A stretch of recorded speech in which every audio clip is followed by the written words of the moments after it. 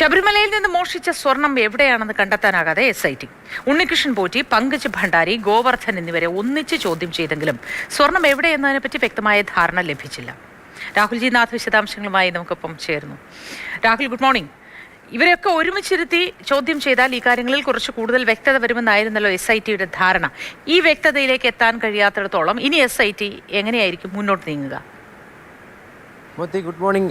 ഏറ്റവും പ്രധാനപ്പെട്ട ചോദ്യം അപ്പോഴും ബാക്കി നിൽക്കുന്നത് ഈ സ്വർണം എവിടെ എന്നുള്ളതാണ്. കാരണം ഒരു ഘട്ടത്തിന് ശേഷം, അന്വേഷണത്തിൻ്റെ ഒരു ഘട്ടത്തിന് ശേഷം ഈ സ്വർണം എവിടേക്ക് കൊണ്ടുപോയി അത് തിരിച്ച് കണ്ടെത്തണം എന്നുള്ളൊരു ദൗത്യമായിരുന്നു മുന്നിലുണ്ടായിരുന്നത്.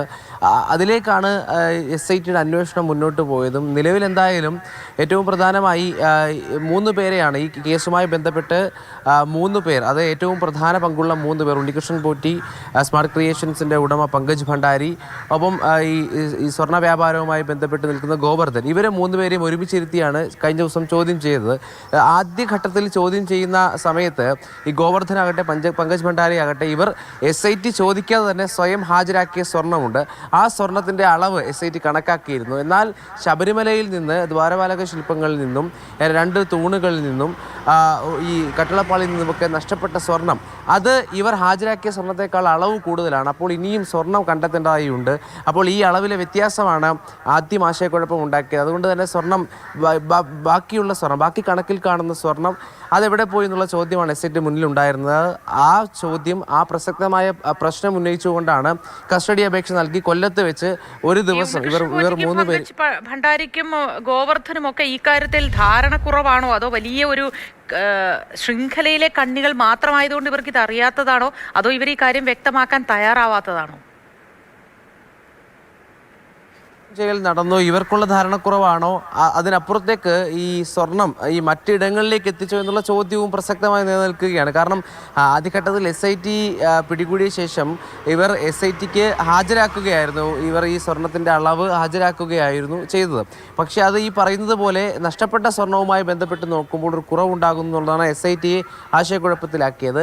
ഇത് ചൂണ്ടിക്കാട്ടിക്കൊണ്ടാണ് കഴിഞ്ഞ ദിവസം കൊല്ലത്ത് ഈ 3 പേരെയും ഒരുമിച്ചിരുത്തി ചോദ്യം ചെയ്തത്. ആ ചോദ്യം ചെയ്യലിൽ പ്രസക്തമായ ഒരു മൊഴി, അത് സ്വർണം എവിടെയാണ് എന്നതിനെ പറ്റിയുള്ള പ്രസക്തമായ മൊഴി ലഭിച്ചില്ല എന്നുള്ളത് തന്നെയാണ് ഏറ്റവും പ്രധാനപ്പെട്ട ഒരു കടമ്പയായി മുന്നിൽ നിൽക്കുന്നത്. അതിനോടൊപ്പം തന്നെ ഇനി VSSയിൽ നിന്ന്, വിക്രം സാരാഭായ് സ്പേസ് സെൻറ്ററിൽ ഉൾപ്പെടെയുള്ള ഈ സ്ഥലങ്ങളിൽ നിന്നുള്ള ഈ ശാസ്ത്രീയ പരിശോധന, ഈ സ്വർണ്ണപ്പാളികളുടെ സാമ്പിളുകൾ, എത്ര കാലം പഴക്കമുണ്ട്, എത്രത്തോളം സ്വർണം ഉണ്ടായിരുന്നു തുടങ്ങിയ കാര്യങ്ങളിലേക്ക് വിരൽ ചൂണ്ടുന്ന, അല്ലെങ്കിൽ അതിന് കൃത്യമായി തെളിവ് നൽകുന്ന തരത്തിലേക്കുള്ള ശാസ്ത്രീയ പരിശോധനയ്ക്കായി കാത്തു നിൽക്കുകയാണ് SIT. അതിനുശേഷം കുറച്ചുകൂടി വ്യക്തതയോടുകൂടി കാര്യങ്ങൾ മുന്നോട്ട് കൊണ്ടുപോകാം എന്ന വിശ്വാസത്തിലാണ്. നിലവിൽ എന്തായാലും ഒരു ഘട്ടത്തിന് ശേഷം, അതായത് നമുക്ക് ഈ ചോദ്യം ചെയ്യലിൻ്റെ ആ ദൈർഘ്യം എടുത്താൽ തന്നെ മനസ്സിലാകും ഈ സ്വർണം എവിടെ എന്ന വിഷയവുമായി ബന്ധപ്പെട്ട് ഈ മണിക്കൂറുകൾ നീണ്ട ചോദ്യം ചെയ്യലാണ് SIT മുന്നോട്ട് കൊണ്ടുപോകുന്നത്. നമ്മൾ കഴിഞ്ഞ ദിവസം ഈഞ്ചക്കലിലെ ക്രൈംബ്രാഞ്ച് ഓഫീസിലും കണ്ടതാണ്. ഡി മണിയും ബാലമുരുകനും ഒക്കെ എത്തിയപ്പോൾ അവർക്ക് ഏതെങ്കിലും തരത്തിൽ ഇതുമായി ബന്ധമുണ്ടെങ്കിൽ അത് പുറത്തു കൊണ്ടുവരിക എന്ന ദൗത്യമായിരുന്നു SIT മുന്നിലുണ്ടായിരുന്നത്. ഈ മേധാവി തന്നെ വെങ്കടേഷ് തന്നെ, ADGP വെങ്കടേഷ് തന്നെ അവിടേക്ക് എത്തുന്ന ഒരു സാഹചര്യവും ഉണ്ടായിരുന്നു. എന്തായാലും ആ ചോദ്യം ചെയ്യലെന്ന് പറയുന്നത് അത് കൃത്യമായി മണിക്കൂറുകൾ എടുത്തുകൊണ്ടാണ് ആളുകൾ ചോദ്യം ചെയ്യുന്നത്. ഈ 3 പേരെ ഒരുമിച്ചിരുത്തിയപ്പോഴും ഇത് തന്നെയായിരുന്നു സാഹചര്യം. പക്ഷേ ഇവർക്ക് ഇത്തരത്തിൽ പൂർണ്ണമായി ഈ നഷ്ടപ്പെട്ട സ്വർണം എവിടെയെന്ന് കൃത്യമായി പറയാൻ കഴിയുന്ന തരത്തിലേക്കുള്ള കാര്യങ്ങൾ വരുന്നില്ല. അതുകൊണ്ട് അന്വേഷണത്തിൻ്റെ ഈ 2ാം ഘട്ടം, അതായത് ഈ സ്വർണം എവിടെയെന്നുള്ള ചോദ്യം, അതിപ്പോഴും പ്രസക്തമായി നിലനിൽക്കുകയാണ്. അതിന് ഉത്തരം നൽകേണ്ടത് സൂചിപ്പിച്ചതുപോലെ ഇവരൊക്കെ തന്നെയാണ്. പക്ഷേ ഇവർ നൽകുന്ന ഉത്തരം അത് നഷ്ടപ്പെട്ട സ്വർണവുമായി ചേർത്ത് വെച്ച് നോക്കുമ്പോൾ കൃത്യമായി അതിന് ഉത്തരമായി പരിഗണിക്കാൻ കഴിയുന്നില്ല. കിട്ടുന്നതിന് വേണ്ടി SITയുടെ ശ്രമം തുടരുമെന്ന് തന്നെ നമുക്ക് കരുതാം, രാഹുൽ.